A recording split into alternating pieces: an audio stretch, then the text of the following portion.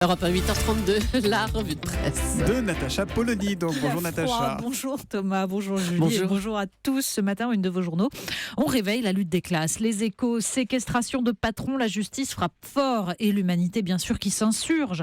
Syndicalistes de Goodyear condamnés comme des criminels. Et derrière la lutte des classes, la compétition mondiale. Le Figaro, commerce, l'Europe face à la nouvelle menace chinoise. Face aux enjeux, l'Express montre un François Hollande les lèvres pincées, comme après une grosse boulette. Déchéance, la confusion, emploi, de qui se moque-t-il, Afrique, le traquenard, le grand n'importe quoi. Mais on va surtout ce matin à la porte de l'Europe. La croix, la Turquie dans le piège syrien, libération, Turquie, la poudrière de l'Europe. Et on commence justement avec la Turquie, Natacha. Avec ces mots, rôle ambigu, jeu sur plusieurs tableaux. Oui, le bilan du président Erdogan ne fait plus l'objet d'aucune complaisance. Dans la Nouvelle République, Denis Domain souligne surtout combien la cible des attentats est importante. Trop longtemps, semble-t-on nous dire, nous avons vécu dans l'insouciance, l'indifférence et l'hédonisme massifié. C'est un peu cela aussi qu'accessoirement les porteurs de bombes et d'armes automatiques entendent nous faire payer. Cette quête de bonheurs ensoleillés par vol charter leur est insupportable. Le président islamo-conservateur, pourtant, ne semble pas voir que le nationalisme turc est aujourd'hui, comme le souligne Raymond Courreau dans l'Alsace, beaucoup plus atteint par la campagne d'attentats islamistes que par les revendications identitaires kurdes. Mais dans l'Est républicain, Alain Duzard nous rappelle que celui qu'on qualifie en Europe d'islamiste modéré a eu le temps de marquer la Turquie de son empreinte. Le jour où les terroristes frappent la Turquie au portefeuille, écrit Alain Duzard, sort dans ce pays un sondage où 10% des personnes interrogées ne considèrent pas Daesh comme une organisation terroriste. Pire, 21% estiment qu'elle représente l'islam. Le cancer étant ses métastases. Une partie de la presse parle de notre jeunesse ce matin.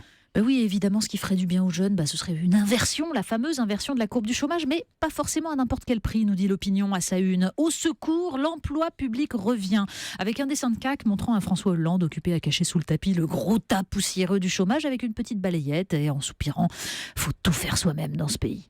Alors dans son édito, Olivier Auguste s'adresse à la jeunesse. Tu as moins de 25 ans, ton revenu est 3 fois plus faible que celui de ton voisin de plus de 60 ans. Jamais ce niveau n'a été si bas en 30 ans. Évidemment, l'État-providence te vient en aide. Il finance tes études, te verse des allocations logement et peut-être une indemnisation chômage. Tout comme il rembourse les soins de ton voisin et assure sa pension de retraite. Cela nécessite que vous subissiez, lui et toi, quelques menus prélèvements. Au final, revenus et transferts inclus, tu perçois chaque mois 6 fois moins que ton voisin. Alors, est-ce que ce sont ces données qui expliquent l'étude publiée dans Le Parisien et Le Figaro ce matin ? Nos ados sont nettement moins insouciants qu'il y a 10 ans. 47% se sentent sous pression contre 35% il y a 10 ans. 30% mal dans leur peau, c'était 17% seulement.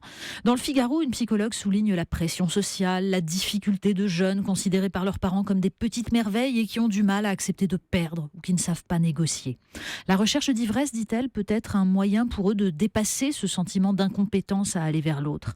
Elle rappelle que nos jeunes en France sont les premiers consommateurs de cannabis d'Europe et sont en passe de devenir les champions de la beuverie express. Heureusement, il y a la nature qui essaie de nous faire du bien. Oui, encore. ce serait une piste pour les politiques à destination de la jeunesse. National Geographic publie une étude scientifique inédite expliquant comment la nature nous fait vraiment du bien.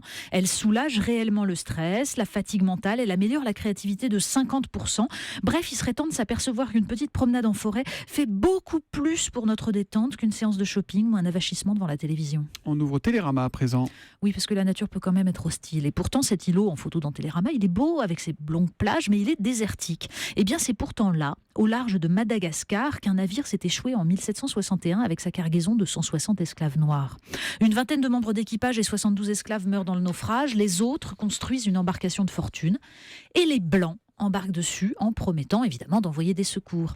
Ils ne viendront que 15 ans plus tard et trouveront 8 survivants, 7 femmes et un bébé de 8 mois. Entre-temps, certains en Europe se sont émus, dont Condorcet, de ces êtres humains abandonnés à leur sort et qui ont survécu en se nourrissant d'œufs, de poissons, de tortues. Aujourd'hui, sur les plages de l'îlot, nous dit l'article, on trouve surtout des milliers de tongs en plastique échoués là. Une autre monstruosité humaine. Un avis de recherche. Oui, ça c'est un article bouleversant sur le site Rue 89. Le récit d'Hicham Terak, dont le père de 80 ans, sans doute frappé d'un début d'Alzheimer, a disparu en juillet dernier. Il a quitté son domicile, on a perdu sa trace. Sur une page Facebook, Hicham raconte sa quête, les gens qui le contactent avec des photos d'hommes qui ne sont pas son père.